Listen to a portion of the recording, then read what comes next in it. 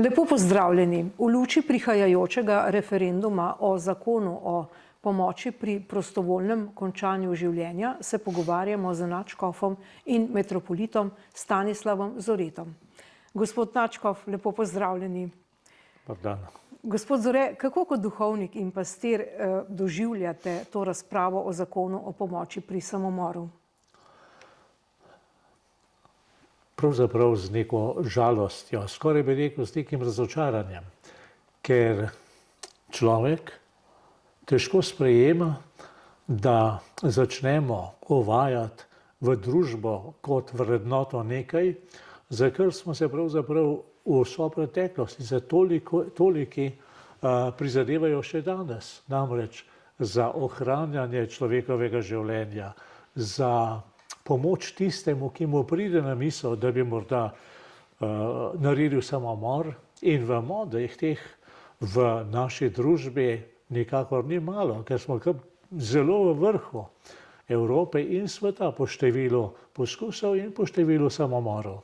In da potem v politiki pride do razmišljanja in potem celo do odločitve, da bi pa začeli pri tem samomoru, prostovoljno končanje življenja, z drugo besedo gre za samomor, vse ostalo je samo zavijanje resnice v lepe besede, da bi pri samomoru nekdo pomagal, postal pravzaprav sostorilec, da smo zdrsnili tako nizko, to je razočaranje. Ali ste se v svoji pastoralni službi že srečali z ljudmi ali pa s človekom, ki se je želel ubiti sam? Kako ste ga spremljali? Prav iskreno povedano se ne spomnim, da bi v vseh teh 40 letih svojega duhovništva srečal nekoga, ki bi z nami ali pa odkrito povedal, da razmišlja o samomoru ali celo, da se že odloča za ta korak. Sem srečal ljudi, ki so naredili samomor, ki so storili samomor, to ja. Sem srečal bolečino, ki je ovila družino, svojce, zlasti tiste najbližje človeka, ki je storil samomor, nekoga pa, ki bi rekel, storil bom samomor, to pa še ne. Ali menite, da ta zakon o pomoči pri samomoru odpira vrata k večji avtonomiji ali pa večji ranljivosti posameznika?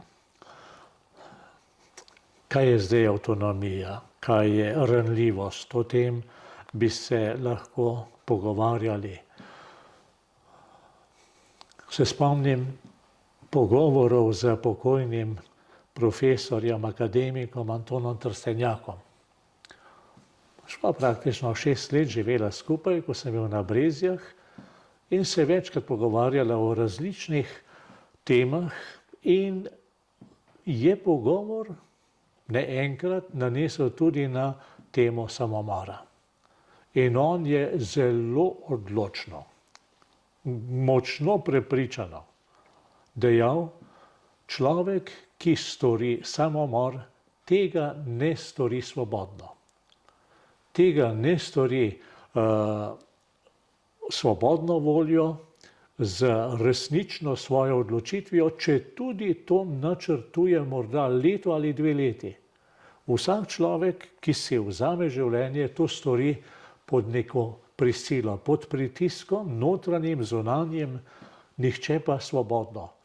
In to je utemeljeval s tem, da je življenje nekaj, na kar je človek tako močno pripet, na kar je tako močno navezan, da pravzaprav v življenju ves čas dela vse za to, da bi živel, da bi kvalitetneje živel, ne pa, da bi končal svoje življenje, da bi storil samomor. In zato je povečanje avtonomnosti ali svobode tukaj veliko, veliko vprašanje. Ljudje tega ne delajo, ker bi bili svobodni. Kako Cerkev razlaga trpljenje in smrt v luči vere?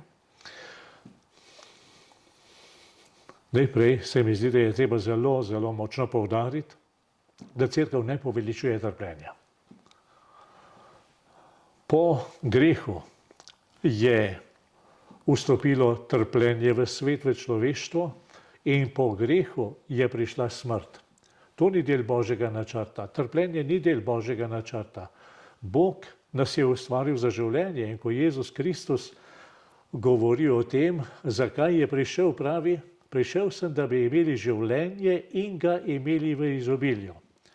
Ampak ker živimo v tem nepopolnem, v tem od greha zaznamovanem svetu, smo pa ne samo deležni iz opazovanja okolice, ampak tudi osebno. Smo vsi deležni prej ali slej bolezni, prej ali slej trpljenja, prej ali slej tudi smrti.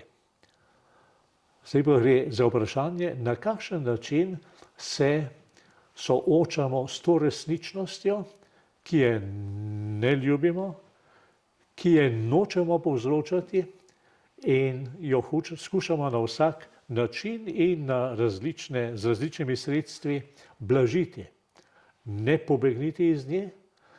Zame je tukaj zelo, zelo zgovorno Jezusovo padanje na križevem potu. To je nekaj, kar zadeva vsakega človeka, ne samo Kristusa, vsakega. Vsi smo tisti, ki padajo na svojem križevem potu. Ja, tretja postaja, prvi padec. Padec je nekaj, kar je del življenja. In je pomembno, da se naučimo vstati. Potem sedma postaja. Ta je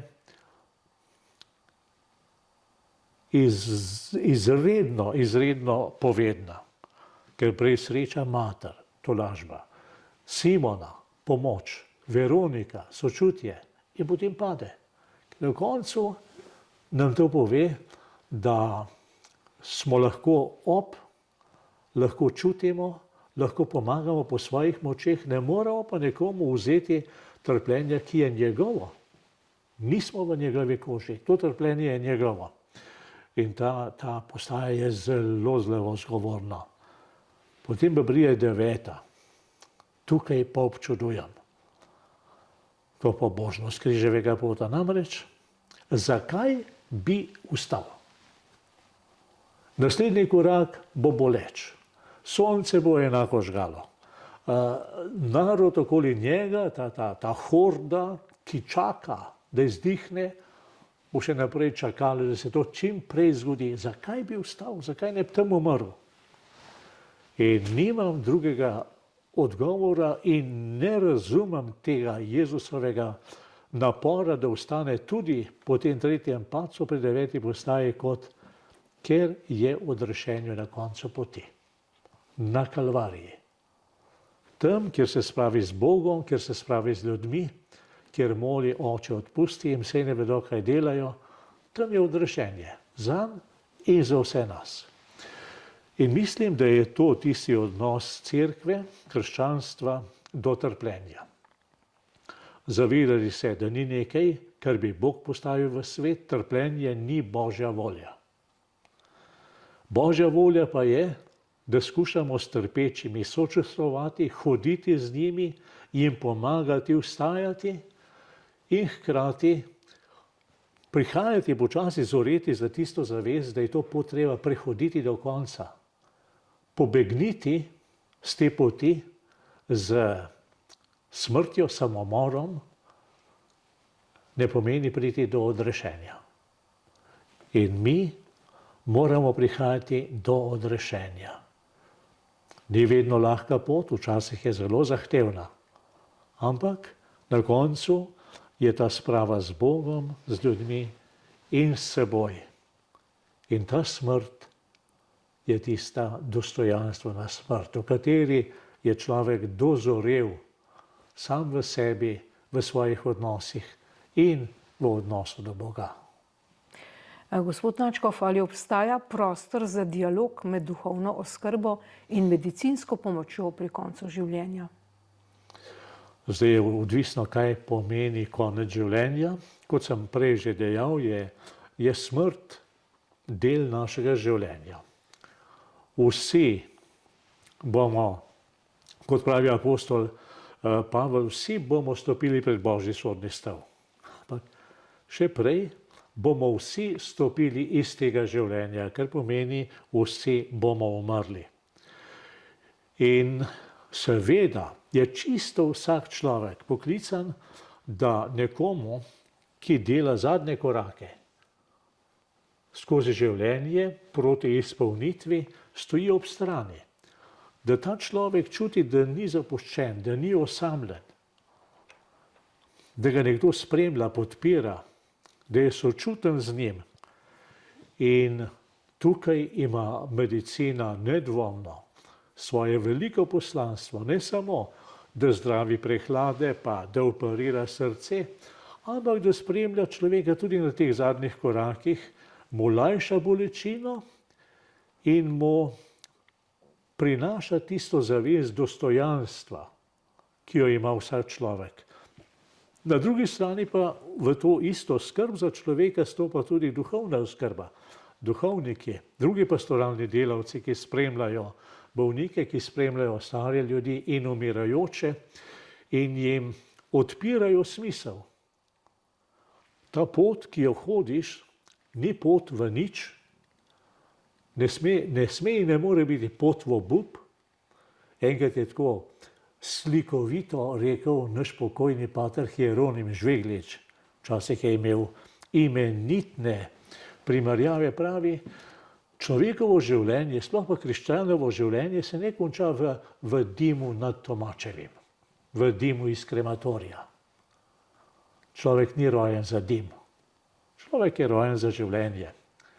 In ta duhovna oskrba, duhovno spremljanje mu pomagajo, da res vstopa v to zavedanje, ne grem proti koncu, ampak grem proti izpolnitvi, proti srečanju, na katerega pravzaprav čakam vse življenje, včasih bolj zavestno, včasih nekoliko bolj pozabljeno, ampak vendar, sedaj bo prišel tisti trenutek, ko bom zagledal Boga iz obličja v obličje in jaz sem prepričan, vedno bolj, da bo to najbolj presenetljiv trenutek v vsem človekovem življenju. Spoznati Boga, kakšna v resnici je, to bo takšna polnost, da nimamo besede in nimamo predstave. In duhovna oskrba je pomoč k odpiranju za to resničnost. Medicina in vsi njeni koraki in možnosti pa, da je stopanje proti temu čim bolj brez bolečin, brez trpljenja. Kako naj se kot družba pogovarjamo o smrti, ne da bi zdrsnili v utilitarizem ali v tabu? Pravzaprav na ta način, da bomo smrti dovolili vstopiti v življenje. Namreč, da bo navzoča. Danes, poglejte, koliko ljudi danes še umre doma, med svojimi domačimi. Nimam statističnih podatkov, ampak mislim, da pravzaprav malo. Veliko premalo. Prevečkrat smrt na nek način izročimo v roke zdravstvenim ustanovam, zdravnikom, ki tudi v tej fazi življenja opravljajo svoje poslanstvo, pomoči človeku, lajšanje njegovega stanja. Ampak ki so tisti, ki so prvi poklicani ljubiti nekoga, ki se poslavlja, ki dela zadnje korake, ki bo kmalu zaprl oči za ta svet. In se spomnim ene profesorce, ko je prišlo do smrti v razredu. Ne dijaka, ampak sorodstvo, kako je bilo treba porabiti celo uro za to, da so se dijaki, ne otroci, dijaki pogovarjali o tem, kaj je pogreb, kako se obnaša na pogrebu, kako se obleči za pogreb. Skratka, vse te stvari, ki bi jih morali dobiti iz življenja, iz izkustva, se moramo sedaj naučiti, ker smo smrt izrinili iz vsakdanjega doživljanja. ker bodo otroci doživeli travmo in ne vem kaj še vse. Jaz se spomnim, ko je umrla moja mama. Moji nečaki oziroma pranečaki so bili takrat še zelo majhni. 4 leta, 3 leta. Oni so mamino smrt doživljali bolj mirno kot jaz. Mirno šli zraven, ji popravili lase, jo pobožali po roki. Skratka, do mame so imeli odnos, kako so ga imeli prej.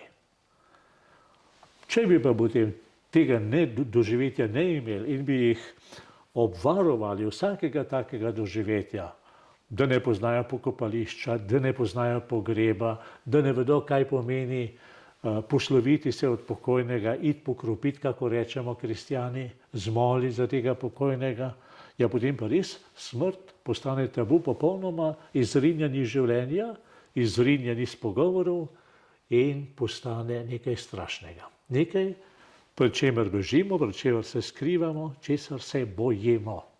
Skratka, postaviti jo na njeno mesto kot del življenja in se mi zdi, da se bomo lahko pogovarjali o smrti normalno. Kakšna je vrednost človeškega življenja in kdaj se življenje konča in kdo o tem odloča? Vrednost življenja, ja, tukaj bi bilo zelo zanimivo, če bi postavili različne ljudi ali pa različne stroke in bi se začeli pogovarjati o vrednosti življenja.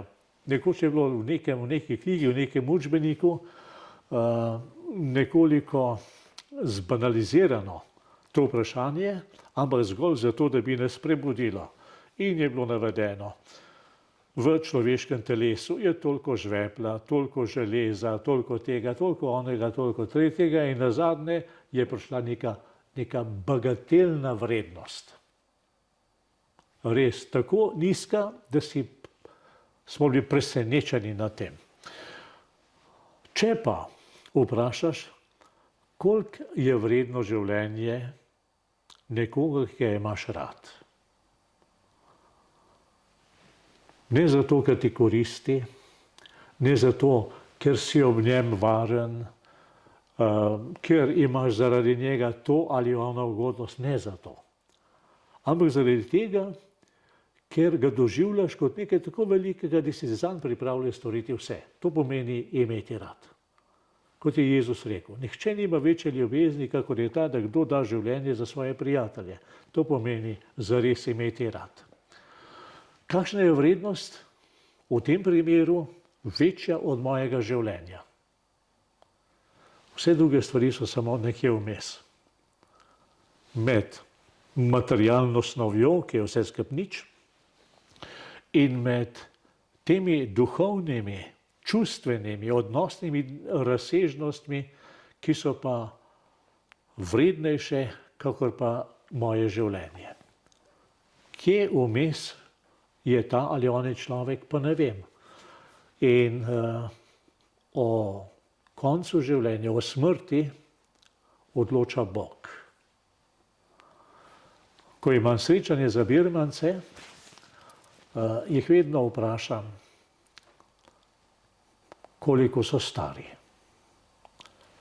In vedno rečejo, 14 let, 15 let, glede na čas, ki je pritekel od rojstva, od rojstnega dneva. Potem pa rečem, a vam je že kdaj prišlo na misel, da ste starejši od svojega rojstva. Da ste pravzaprav stari 9 mesecev več, približno, ker naše življenje se je začelo s početjem. Takrat, ko je Bog, in to sem trdno prepričan, ko je Bog izgovoril bodi nad življenjem vsakega izmed nas in življenje se je začelo. Mama in oče nam podarita telo. Bog nam pa podari mene samega. Jaz rečem, to sem jaz. Ne moja roka, ne moja noga, ne vem kaj mojega, ampak jaz. To je pa Bog.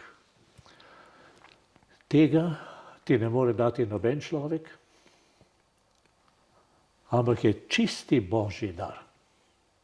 bodi, kot na začetku stvarjenja, bodi svetloba. In stvari so začele bivati. Bodi in začel sem bivati. Tako tudi konca življenja nimamo v svojih rokah.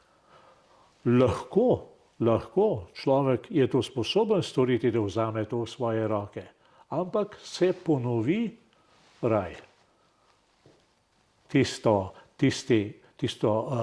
prepovedano drevo spoznanja dobrega in hudega.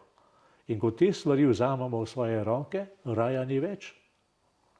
In smo goli in prestrašeni in ogroženi od drugih ljudi okoli nas. In to se ni zgodilo samo tam v tistem začetku prve Mojzesove knjige, ampak to se dogaja vsakič, ko tisto, kar ni naše, vzamemo v svoje roke, si prisvojimo in začnemo mi odločati o tem. In je še manj raja na zemlji in še več teme in še več strahu in še več obupa. Zakaj je pomembno, da se pogovarjamo o svetosti življenja od rojstva, od spočetja do naravne smrti? Zaradi tega, ker vemo, da se ves čas po prostoru širijo tudi drugačni glasovi. Spet, zadnjič mi je prišel na misel nekoliko morda čuden stavek, ampak mi ljudje smo tako krhki v svojih odločitvah in v svoji zvestobi, da je dovolj, da en peklenšček pride mimo in nekaj prišepne, pa že začnemo poslušati. To ni samo v raju. To je danes velja za vsakega izmed nas. Vsak izmed nas se vsak dan odloča, bo sledil temu, kar je prav, kar je Božja volja, kar je sveto, kar pomeni izvzeto, ali pa bo poslušal te druge glasove, ki govorijo o tem, če boš pa to, potem bo pa to, potem bo pa to. Resnici pa pride samo, kot sem rekel, do teme, žalosti in obupa. Zato moramo mi veliko govoriti o tem, da je življenje sveto, da je dar, da je življenje lepo. In jaz dostikrat rečem, se veselim nebi zaradi tega, ker je že na tem svetu tako zelo lepo. Ob vsem zavedanju, vseh preizkušenj, v življenju ljudi okoli mene, v mojem življenju, ampak nebesa bodo neizmerno lepa, ker je že tukaj tako lepo. In to lepoto moramo videti, se jo zavedati in jo začeti spoštovati prav skozi naše pogovore o svetosti življenja in o svetosti toliko drugih stvari, ki so povezane z življenjem. Ne more to biti na voljo takšno ali drugačno meni ali komorkoli drugemu. Življenje je sveto, sicer postane potrošna dobrina in ponavadi ne tistega, ki ga živi, ampak tistim, ki se z njo okoriščajo. Pomagajmo ljudem živeti, ne umreti. To je vodilo vsakega kristjana. Kako to živeti? Na ta način najprej, da svoje življenje vzameš kot Božji dar. Ob vseh preizkušnjah, ki so v življenju. Tukaj imam pred očmi svojo mamo. V življenju je imela, verjemite mi, preizkušenj več kot preveč. Ampak moja mama je rada živela. Tudi še v visoki starosti je ona rada živela in bi še naprej rada živela, ampak se je življenje izteklo. Skratka, najprej v sebi to ustvarjati, oblikovati in živeti hvaležnost. Hvaležnost, da sem. Hvaležnost za ljudi, ki so okoli mene. Veselje ob dejstvu, da živim, in veselje ob tem, da okoli mene živijo ljudje, ki jih imam rad, ki me imajo radi. Ne vseh enako, ampak vendar ljudje. In na ta način se mi zdi, da potem lahko začnemo, tako kakor pravi Jezus, kakor sol, kakor kvas, širiti to ozračje, ta odnos v okolje, v prostor in napolnjevati prostor z to hvaležnostjo in z tem veseljem. To se je dogajalo na koncu koncev v časih prve cerkve. Sej niso ljudi prepričevali za učenimi govori, pa z ne vem kakšno teologijo, ampak svojim življenjem. Sej, poglej, kako se imajo radi med sabo. In to je zbudilo pozornost. In to je začelo privabljati ljudi, da se je to oznanilo, sporočilo Jezusa Kristusa in njegovega evangelija začelo širiti v prostor in v 300 letih so s tem evangelijem prepojili cesarstvo. Danes se mi zdi, da smo spet na začetku neke poti. Ali je Slovenija že izkoristila vse možnosti, ki jih sodobna znanost ponuja pri oskrbi na smrt bolnih, pri paliativi? No, se iz dneva v dan poslušamo tudi od najbolj pristojnih, od najbolj kompetentnih na tem področju, da še zdaleč nismo storili vsega. Imamo samo eno stavbo hospica v celi Sloveniji. Potrebovali bi v vsaki regiji eno takšno stavbo. Potrebovali bi pravzaprav v vsakem domu za ostarele nekaj postelj namenjene vsemu temu. Ampak žal se politika ne ukvarja s tem, se ji zdi bolj primerno ali bolj koristno, ne upam do konca reči, ukvarjati se z pomočjo pri samomoru.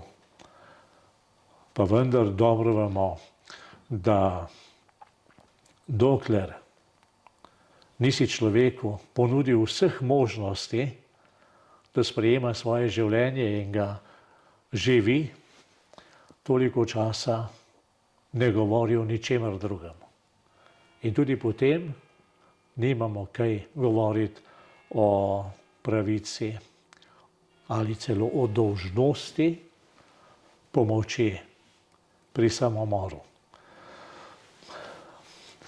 Zdaj bom nekoliko spet grob, ker včasih tako, kot sem rekel, zavijamo svoje besede v, jaz jim rečem, mehčavci naše vesti, da stvari postanejo sprejemljive, ker zakrivajo resničnost. Če bo nekdo prišel pa rekel, rad bi se obesil, rad bi videl tistega, ki mu bo dal štrik. Ampak za to gre. Za pomoč pri samomoru pomeni nekomu pomagati zato, da se umori. Kar pomeni, postaneš sokrivec. In nobena zakonodaja na tem svetu, nobena ustava na tem svetu tega ne more spremeniti. Sokriv si neke smrti, nasilne smrti. In če tudi vsi zakoni dovoljujejo, morda celo zapovedujejo, stvar ostane greh, stvar ostane umor in sodelovanje pri umoru. In zato tako zelo razumem zdravnike in njihova stališča, da ne morejo pri tem sodelovati. Zanimivo je to, da v tem mračnem srednjem veku, v katerem imamo toliko slabih besed, joj, koliko smo jih poslušali, koliko jih še vedno danes lahko slišimo, ampak ta mračni srednji vek je zelo jasno razločeval padarja, zdravilca in rablja. Nikoli to ni bila ista oseba. To postkrščansko, jaz bi kar rekel že posthumano družbo, pa lahko začnemo videti tudi kot prostor, v katerem se to dvoje nasilno združuje, kar pa ne more biti. Zato sem hvaležen zdravnikom za njihovo jasno besedo, da so oni tukaj, da so oni študirali in da oni živijo zato, da varujejo življenje, da pomagajo bolnikom, ne da jih morijo ali da jim pomagajo, da bi se umorili. Zato ne, nikakor še ni storjeno vse in nikoli ne bo storjeno vse, ker vedno so možni še koraki naprej. Ampak ker je pomoč do danes, pa dajmo narediti. Dajmo. Kakšne posledice lahko prinese tak zakon o pomoči pri prostovoljnem končanju življenja? Poglejte, zelo, zelo enostavno. Takšen zakon dejansko spremeni družbo. In to v presenetljivo kratkem času. Sem bral Hannah Arendt, njeno knjigo o Eichmannovem procesu v Jeruzalemu, kjer zelo, zelo podrobno obravnava in analizira dogajanje v Nemčiji in v državah, ki so jih nacisti okupirali, do različnih vprašanj. In nekaj, kar je mene pretreslo, je tole, da je bilo za Nemce potem med samo svetovno vojno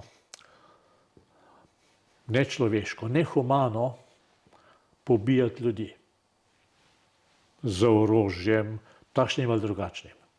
Nasilno, fizično. Medtem ko je bilo zaplinjati ljudi humano.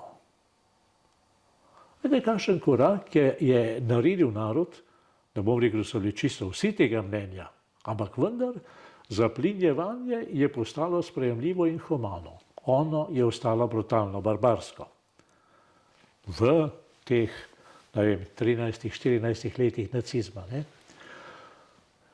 Tukaj mi prihaja na misel, pravzaprav preprosta sintagma, da normalno je tisto, kar je po normah. Ponavadi ne pride na misel, ampak že iz besed samih izhaja dejstvo tega. Kar pomeni, da spremenimo norme in se bo spremenila normalnost. In mi danes sprejmemo ta zakon o pomoči pri prostovoljnem končanju življenja, kot se zakrinkano reče, čez 15-20 let bo normalno ne samo asistiran samomor, ampak bo normalno še marsikaj drugega, kar lahko danes vidimo v deželah z nekoliko daljšo zgodbo z evtanazijo, pa ne neskončno dolgo. 10-20 let. Kanadski zdravniki opozarjajo zdaj slovenske zdravnike v posebnem pismu in jih skrbi in jih svarijo, kaj se lahko zgodi. Kaj se je zgodilo v Kanadi? Začelo se je tako, kakor pri nas. Vse skupaj je zdelo silno omejeno, silno zoženo. Pri končanju življenja vsakemu zdaj, ki sliši vse utemeljitve za ta zakon, sliši o bolnikih v terminalni fazi bolezni, ki pravzaprav že umirajo. Ja. Ampak v Kanadi se je dogajalo in se dogaja, to ni nekaj, kar bi bilo preteklost, da je invalidka na vozičku prosila za pomoč državo, za pomoč, da bi dobila dvigalo, da lahko zleze z vozičkom v svojo hišo. Namesto pomoči je dobila ponudbo za evtanazijo. Je prišlo dekle, mlada punca, 20-21 let, v bolnico in prosila, jaz imam samomorilne misli, prosim, če mi pomagate. In so rekli, ja, psihiatra je treba čakati ne vem koliko mesecev. Postelja v bolnici je treba čakati toliko mesecev. Evtanazijo vam omogočimo v enem tednu. Ona je prišla prositi proti temu. In je zanimivo, to so podatki, ki so pretresljivi. Tam, kjer so sprejeli to evtanazijo, se je med tistimi, ki jo izvajajo, dvignila stopnja samomorilnosti. Krepko nad običajno povprečje. In še vrsta drugih čudnih zadev, ki jasno razmišljajočemu človeku govorijo, to je področje svetega in poseganje samovoljno, tako, ko se mi začnemo delati bogove, prinaša katastrofo. No, saj omenili ste že tudi javnost, ste upozorili na nacistično taktiko, nacisti so uvajali program usmrtitve bolnikov, oseb z oviranostjo in duševnih bolnikov pod parolo usmiljenja in ljubezni do trpečih v življenja nevrednem življenju. Zdaj, kakšno je zdaj to življenje, nevredno življenje? In kako je to mogoče sploh finančno ovrednotiti? Namreč v slovenski zakonodaji je treba vsak zakon finančno ovrednotiti, kaj zdaj zakon pomeni, koliko nas bo to stalo, kaj bomo prihranili. Kaj je življenja nevredno življenje? Takšnega življenja pravzaprav ni. Življenje nevredno življenje, morda pogojno rečeno, je življenje, v katerem stalno povzročaš zlo, v katerem prinašaš bolečino, v katerem povzročaš žalost. Skratka, v katerem deluješ proti človeku, v katerem človeka razčlovečuješ na kakršenkoli način že, morda je to življenje nevredno življenje. Ampak tudi to življenje, če mu z eno besedo rečem, da je zločinsko, zaradi sadov okoli, tudi to ni namenjeno končanju, ampak spreobrnenju. Odgovor na takšno ravnanje je spreobrnenje, ne smrt. In sicer pa življenja, nevrednega življenja ne poznam. Nasprotno, to, kar mi danes, ali pa kar nam danes večkrat skušajo prodati kot življenja nevredno življenje, je življenje, ki nas prebuja k življenju, ki nas izziva. A si sposoben biti človek ob tem človeku, a si sposoben biti dober ob tem človeku, si sposoben ljubiti človeka, si sposoben ustrajati in mu dati samo svojo navzočnost, to, da ga pobožaš po licu, da ga zdržiš za roko. To je klic k življenju. Življenje, ki je nevredno življenje, je klic k življenju za vse nas. In prebuja življenje, zato govoriti o življenju, nevrednem življenju, se mi zdi, da je nekaj, kar pravzaprav ne vzdrži, če gremo v globino in če gremo v izkustvo tistih, ki to izkušajo pravzaprav iz dneva v dan. Zato je takšno življenje dragoceno, ker nas počlovečuje. Naš problem je, če takšno življenje razglasimo za nevredno življenje, ker v tem primeru smo se razčlovečili.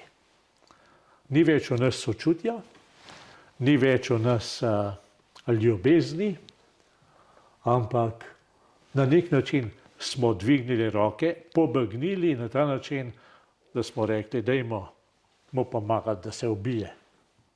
To je razčlovečenje. Zakaj se te ideje pojavljajo prav v tem času?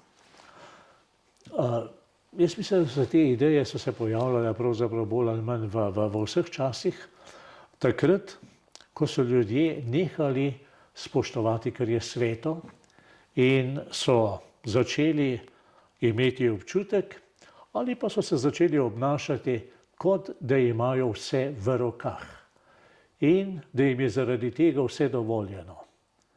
In takrat se potem začne preračunavati, kaj se splača, kaj se ne splača, kje je več dobička, kje je več stroškov. In se ugotovi, da se lahko dolgotrajna oskrba rešuje tudi z prostovoljnim končanjem življenja, da se lahko paliativa rešuje s prostovoljnim končanjem življenja, kako se reče temu zakonu, in da je strošek pravzaprav veliko manjši in država prihrani več. Me zanima, kako bo država kakšen je načrt, kako bo porabila ta sredstva, če bodo. Upam, da ne. Skratka, takrat, ko stvari niso več svete in začnemo biti bogovi. Takrat ni nobenega ozira več, samo da se nekatere stvari dogajajo v belih rokavicah, druge pa v zelo brutalnih okoljih. Gospod Načkov, kako povrniti vero v Boga in kaj lahko vsak sam pri sebi stori? Na ta način, da začnemo poslušati to, kar sem že prej omenil, da začnemo poslušati Božji glas, da Božjim zapovedim damo njihovo veljavo v našem življenju in da začnemo spoznavati, da je svet, v katerem Božje zapovedi veljajo, varen. Ne pravim, da ni nobenih preizkušenj, da bolezni, trpljenja nikakor, ampak je veliko bolj varen. Ko Božje zapovedi ne veljajo več, takrat svet postane nevaren in to nevaren za vse. Poglejte, zelo enostaven primer. Že pismo Diognetu, smo na samem začetku krščanstva, prvo stoletje, ki govori o kristjanih in kristjanih v svetu, pravi, kristjani niso drugačni od drugih ljudi, ne živijo v drugih mestih, nimajo drugačnih oblačil, nimajo drugačnih oblek, se poročajo kakor drugi, imajo otroke, ampak otrok ne izpostavljajo. Kot je bila praksa sicer v okolju. In francoska filozofinja, sicer mama, mislim, da ima 5 otrok, zelo zanimivo različna v svojih knjigah, Chantal del Sol, pravi, krščanstvo je v ta svet, to kulturo, vstopilo skrbjo za najbolj ranljive, za najbolj nemočne. Otrok ne izpostavljajo. V krščanstvu so se pojavljale bolnišnice in različne druge ustanove za pomoč bolnim, nemočnim in tako naprej. In ta ista avtorica pravi, v koncu zatonu krščanske civilizacije pa spet, sicer ne izpostavljamo otrok, ampak jih morimo. Je splav napredek. Strašno. In zdaj smo v evtanaziji. Po celem svetu se skuša širiti ta miselnost in mislim, da gre za to, da ni več Božja zapoved tista, ki postavlja meje, ampak postane človeška volja, človeško jemanje tistega sadu prepovedanega drevesa spoznanja dobrega in hudega, v katerem se začnejo vse te strahote, stiske, razvrednotenje človeka. In obrniti se bomo morali k Bogu. In vidim, mladi ljudje že začenjajo spoznavati, da ta kultura vodi dejansko v smrt. In če bomo šli naprej po tej poti, to pomeni smrt te zahodne civilizacije. Ob vsem napredku, ob vseh migracijah in migrantih, ki želijo priti v ta raj, v to obljubljeno deželo, bo to umrlo. In zato ti mladi spoznavajo, da smrt ni tista pot. In se vračajo k globini, k vrednotam, tudi k Bogu. Spoznanje in veselje nad smiselnostjo življenja. Zakaj je prav, da Cerkev vsak dan opozarja na to nesprejemljivo past, ki jo prinaša evtanazija in se ne pusti utišati pod parolo ločenosti Cerkve od države? Ja, to je zdaj čisto posebno vprašanje, ta ločenost Cerkve in države, ki se pri nas interpretira na zelo svojski način, v glavnem v smislu izločenosti, utišanosti cerkve, kar nikakor ni osnovna poanta tega načela. Pač pa gre za to, da je cerkev od svojega ustanovitelja, od Jezusa Kristusa, dobila naročilo: pojdite in učite. Ko pošilja učence, pravi: vse narode naredite za moje učence. In kaj učite? Učite evangelij. In kaj je evangelij? Evangelij je pa veselo oznanilo, da je človek odrešen s Kristusovim prihodom v ta svet in z njegovo ljubeznijo do konca, ki je ljubezen do prošnje za odpuščanje na križu. Sem prej že govoril, da je s tem v ta svet vstopilo odrešenje. In da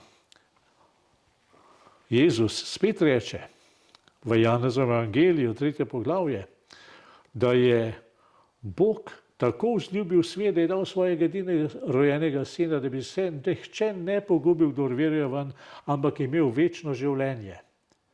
In cerkev mora, sicer ni več Kristusova cerkev, oznanjati to dvoje: evangelij življenja in Božjo ljubezen. Ne eno masovno Božjo ljubezen, ampak Božjo ljubezen do posameznika. Bog lahko stoji pred množico in vidi obraze in pozna imena. Posameznika rešuje, posameznika ljubi.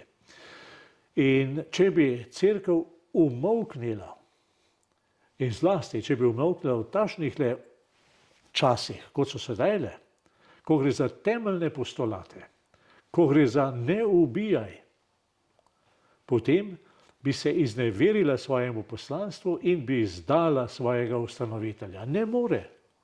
Ne more. Kristus pravi: če vi umolknete, bodo kamni vpili. In kakšna je vloga cerkve pri oblikovanju zakonodaje, ki zadeva življenje in smrt? Naloga cerkve ni zdaj oblikovanje posameznih zakonov, posameznih členov, posameznih zakonov, pač pa je vedno znova opozarjanje na vrednote, zlasti na vrednoto človeka, na dostojanstvo človeka, na svetost človeka in njegovega življenja, ki mora voditi tudi tiste, ki delajo zakone.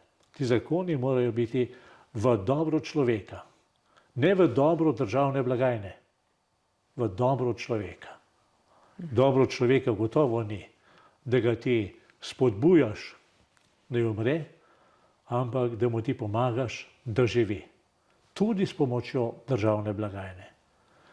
In kot rečeno, cerkev lahko samo uči načela.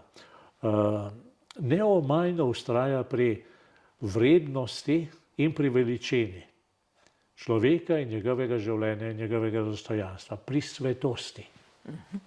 Kako odgovoriti promotorjem evtanazije, ki očitajo, da cerkev poveličuje trpljenje pred smrtjo in da se imajo ljudje pravico sami odločiti o svoji smrti? Kako tem odgovoriti?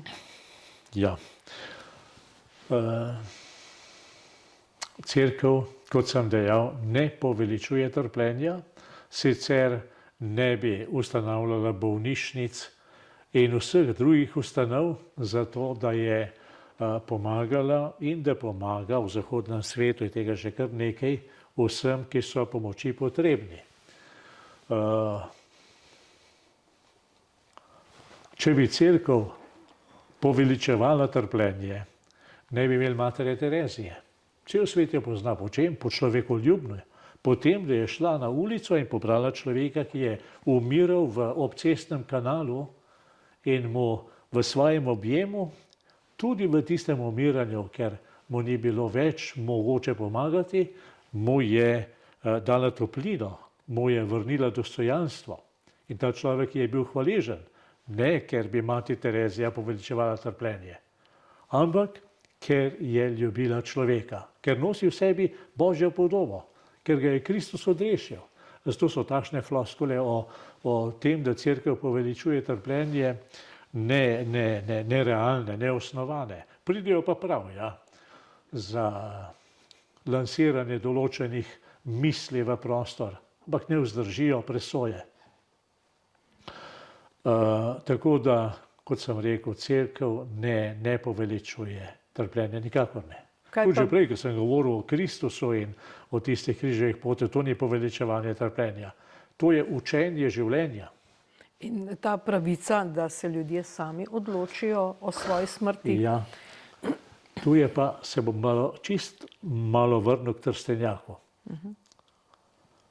Ti so se na videz, po njegovi trditvi, sami odločili za smrt, vendar niso bili svobodni. Strokovnjaki, ti, ki imajo izkušnje s tem področjem, samomori v Sloveniji, pravijo, da je več kot 90% samomorov klic na pomoč. In to zelo, zelo glasen krik. Ne morem več, pomagajte mi. In tisti, ki jih rešijo, ne poskušajo več. V veliki, veliki večini primerov. Zato govori, da je tukaj neka svobodna odločitev. Ni. Ta človek je v strahu, boji se, da je drugim nadležen. Zadnjič mi je nekdo rekel, če bi moji mami nekdo rekel, pa rada živi, ampak če bi nekdo rekel, svojemu sinu si postala breme. Rekel bi moja mama, ker bi ima tako rada, rekla, rada bi umrla. Da ne bi bila breme. A je tle svoboda? Ni. Tle je napačno izražena ljubezen do nekoga ali pa skrb za nekoga. Zato tako lahkotno govorjenje o svobodi, prostovoljnosti po tem odločitvah ni vredno besed. Kakšno breme pa nalaga pomoč pri samomoru na zdravstveno in drugo osebje, tudi mogoče na osebje, ki je neverujoče, tudi oni imajo mogoče etično breme? Seveda ga imajo. Na koncu koncev mislim, da nam o tem spregovorijo izjave in stališča vseh zdravstvenih organizacij, ki so pri nas. In ta stališča so kategorično proti. In pred časom smo slišali izjavo našega pomembnega upokojenega politika, ki je rekel, ta zakon nikogar v ničesar ne sili. Ni res. Ta zakon sili zdravnike v dejanje, ki je proti njihovi osnovni odločitvi za to, da bodo varovali življenje in negovali bolnike. Ja, sej je ugovor vesti. Ta ugovor vesti je zdaj zavarovan z tem zakonom, ampak vse vemo, kako je bilo v farmacevtski dejavnosti, kako se je ugovor vesti vedno bolj šikaniral in ta ugovor vesti ne bo čisto nič drugačen. To je samo zato, da se začnejo odpirati neka vrata, ki se bodo potem odprla do konca. Ampak jaz verjamem, da je treba slišati te zdravnike iz tujine tudi, omenili ste kanadske zdravnike, in resno vzeti vsa svarila, o katerih govorijo. Ker na vse zadnje, kot sem rekel, noben zakon ne more razbremeniti tvoje vesti. In zakaj potem ta evtanazija in samomor s pomočjo postajata družbeno sprejemljiva in celo legalizirana? Kot sem rekel, bosta družbeno sprejemljiva postala v tistem trenutku, ko bodo norme spremenile normalnost. Zaenkrat to še ni. Zaenkrat smo vsi pod vplivom nekega strahu. Nihče izmed nas, ni ga med nami, ki ga ne bi bilo strah trpljenja, ki se ne bi bal bolečine. In ko se to poudarja, se vedno bolj izkazuje ali pa prikazuje, da bi pa takšen zakon lahko bil izhod iz tega strahu. Nič ne bo izhod. Še vedno te bo na smrt strah v tistem trenutku, preden boš pritisnil na takšen ali zaužil ali kakorkoli. Na smrt strah, ker človeka je strah smrti. Razen tiste, v katero si do konca dozorel. Je pa to, se pravi, strah pred tem in pa mehčanje naše vesti. Poglejte v poimenovanju tega zakona. Pomoč. Ja, kako je to čudovita beseda. Ne? Prostovoljnost. Krasna. Kaj je lepšega kot biti svoboden? Sam se odločati. Življenje, nekaj, kar neizmerno cenimo. Končanje je nekaj tako zelo vsakdanjega, ampak v resnici pa, če bi rekel, pomoč pri prostovoljnem samomoru, tu se pa že prebudi v človeku zavest. Tukaj pa ne gre več samo za lepe stvari, ampak gre tudi za kruto resničnost samomora. Umor pa ni nekaj, kar bi bila kar sprejemljiva davnost v družbi. Tudi evtanazija je dobra smrt, ne? Čeprav to ni dobra smrt, ne? To je oboje. V stedih zdravniki pripovedujejo, da je ta tako imenovana dobra smrt, evtanazija, to je pač beseda uporabljena za to, da uspava dojemanje, da uspava sprejemanje. Resničnost pa je pa brez vsakega ampak je samo tanatos. Samo smrt in pravijo, da včasih ti ljudje umirajo desetine ur. To ni kar smrt, ki je bila trenutek, pa te ni več. Ne, ni tako. Nekateri celo preživijo. O tem se nič seveda ne govori. Kako to doživljajo njihovi svojci? Je tako lepo povedal Jani Kramar, ki se zelo, zelo veliko kot prostovoljec ukvarja z spremljanjem ljudi v hospicu. Kako je nek mož, ko je zvedel za diagnozo, da ima raka, v zadnjem stadiju, da se bo ustrelil, ker je lovec. In kar pomeni, da ima možnost, da to stori. In potem so prišli preden s tole mislijo. Namreč utrjeval je, ne bom v breme svojim domačim. Pa so mu rekli, kaj mislite, gospod? Kaj bo vaše domače bolj obremenilo? To, da vas bodo morali par mesecev, 3-4 mesece negovati, ali vaš samomor? In se je zamislil in se je odločil, da ne bo naredil samomora. Dostikrat ob tem ne pomislimo na to, da takšna dejanja zelo, zelo obremenijo okolico, svojce. Torej je zdaj takšna tako imenovana svobodna odločitev, o kateri govorijo promotorji tega zakona, podvržena bolj družbenim pritiskom, nedostopnosti zdravstvene nege, občutkom osamljenosti in odvečnosti, skrbi posameznika, da bi bil v breme. To so razlogi.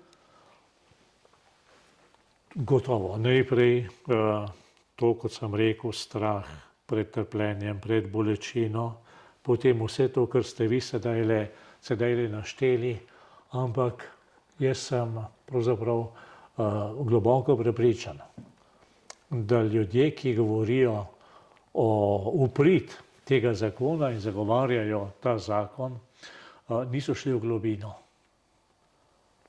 Niso pomislili na tiste, ki ostajajo, niso pomislili na zdravnike, ki so prisiljeni, jih zakon na nek način obvezuje in nekje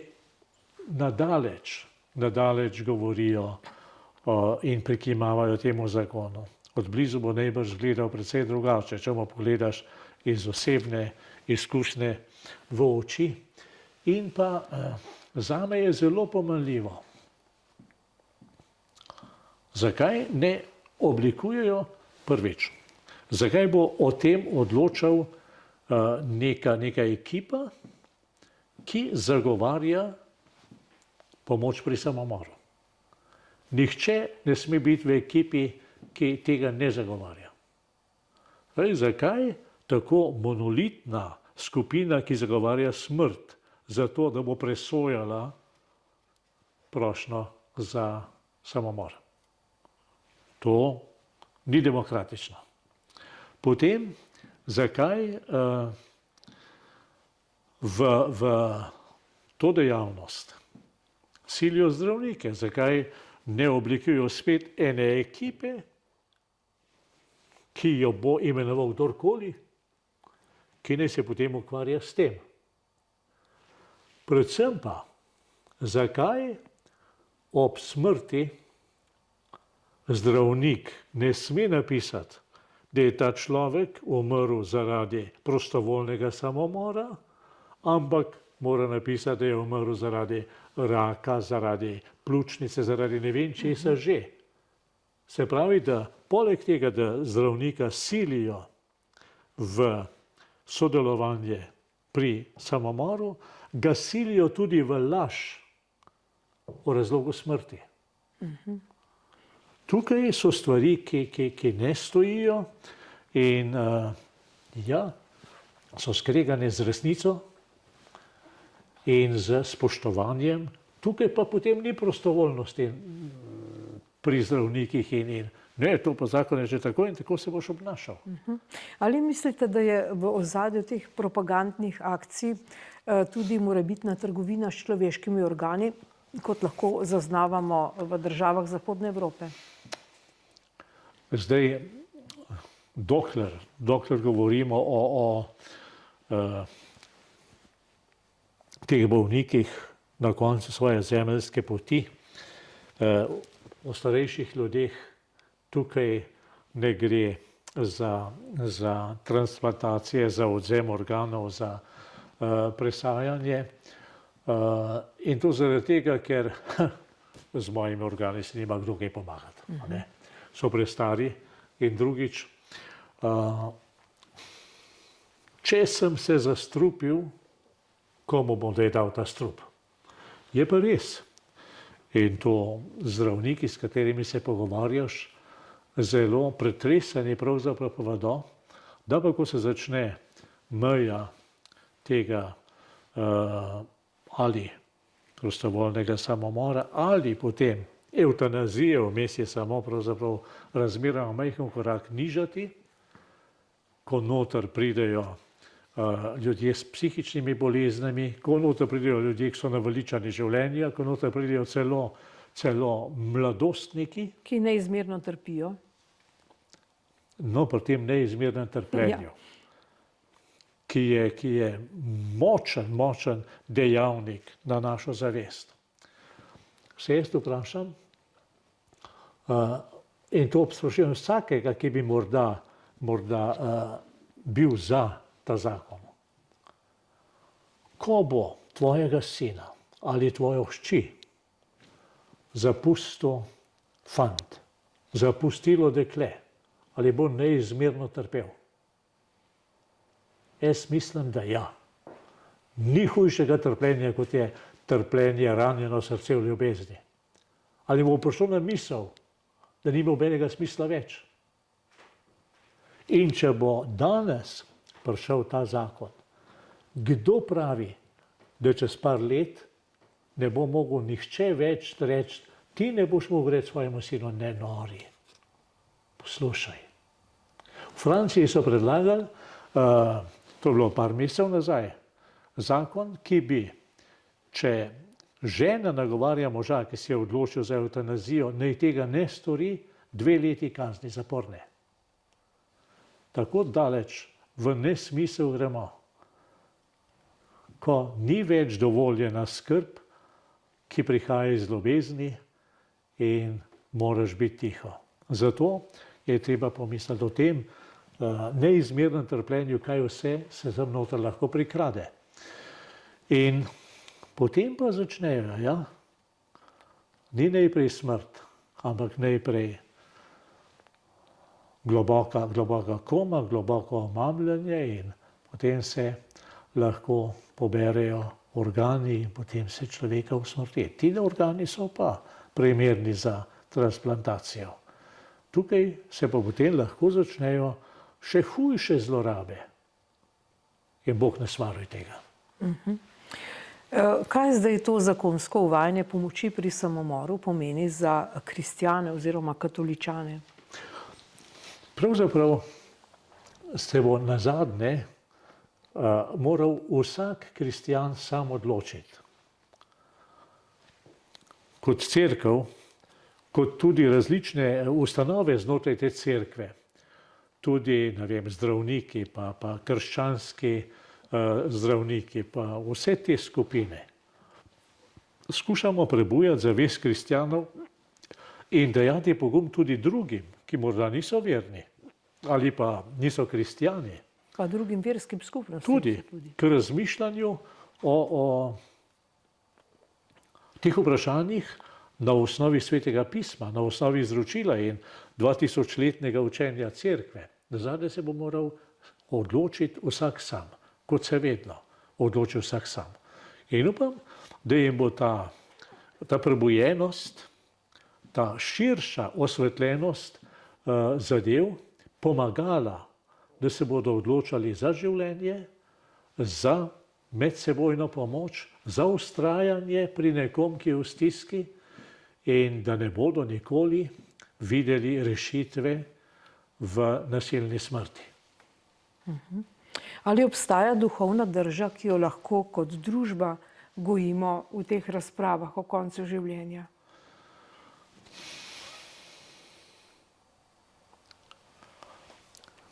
Ja. Mi imamo danes ogromno besed o človekovih pravicah. Zelo veliko. Te pravice brnijo v ozračju. Iz vsakega kota se kažejo te pravice. Vsak posameznik že razglaša svoje pravice in bi jih morali vsi sprejemati, nasprotno celo vsi podpirati te individualne posamezne pravice. Mislim, da smo kot družba dolžni začeti živeti to človekovo pravico do življenja in do spoštovanja življenja.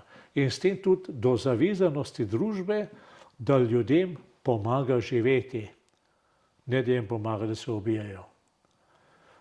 To je gotovo eno sporočilo, ki je krščanstvo in konec koncev tudi, ko ste omenili, druge verske skupnosti prinašajo v ta prostor. In čeprav vedno znova slišimo, da je država in verske skupnosti, da je to ločeno med seboj, ampak pravzaprav večina vrednot, ki so v družbi, so zrasle ven iz krščanstva. In jih danes svetu zagovarjamo. In je prav, da se samo vrnemo k temu, kar je vrednota. Človek. Torej, gospod Načkov, kaj bi želeli na koncu sporočiti zakonodajalcem, zdravnikom in družinam, ki se soočajo s temi vprašanji? Zakonodajalcem pravzaprav težko, karkoli povem, so vse že slišali z različnih forumov in verjetno vztrajajo pri svojem, čeprav ne razumem, ali to mislijo resno tudi, ko bo zadelo njih. Ko bo šlo za življenje njihovih bližnjih in za nje same. To se sprašujem. Ker ena stvar je na deklarativni ravni govoriti o stvarih, druga stvar je premisliti v globino, poskušati stvari pretehtati globoko v svoji duši in v svojih odnosih in potem spregovoriti o njih. Zdravnike podpiram in sem jim globoko hvaležen in jih zelo spoštujem v tej njihovi zvestobi. Ne samo Sokratovi prisegi, ampak svoji odločitvi, da bodo služili življenju, da bodo služili človeku in da temu ostajajo zvesti in da pri tem budijo tudi vse ostale, ki morda razmišlja nekako v duhu, ja, življenje, seveda, ampak. In ko rečejo ta ampak, življenje ni več zavarovano, je že omejeno. In upam, da bo na koncu v vseh nas zmagal tisti božji glas, ki je tako globoko položen v človeka, delaj dobro, varuj se hudega, in da se bomo res v resnici odločali za dobro in delali dobro. Ne samo v zvezi s tem zakonom, ampak z vsem, kar nam življenje prinese naproti, in se moramo odločiti, da bi se odločili za dobro, da bi se odločili za Boga, ki daje življenje. In v knjigi Modrosti je, in sicer različni prevodi malo različno prevajajo, ampak meni je najbolj všeč: življenje ljubeči Gospod. Ja, jaz se mu ne odpovem. Ne zdajle, ne sicer. Gospoda, ki ljubi življenje. Gospod Nadškof Stanislav Zore, najlepša hvala za vaše komentarje. Hvala lepa. In hvala za pozornost. Nasvidenje. Eko. Ja. A sem prehitro zdaj že Ne, planil? tako lepo ste povedali, jaz sem naprav ganjena na več momentih.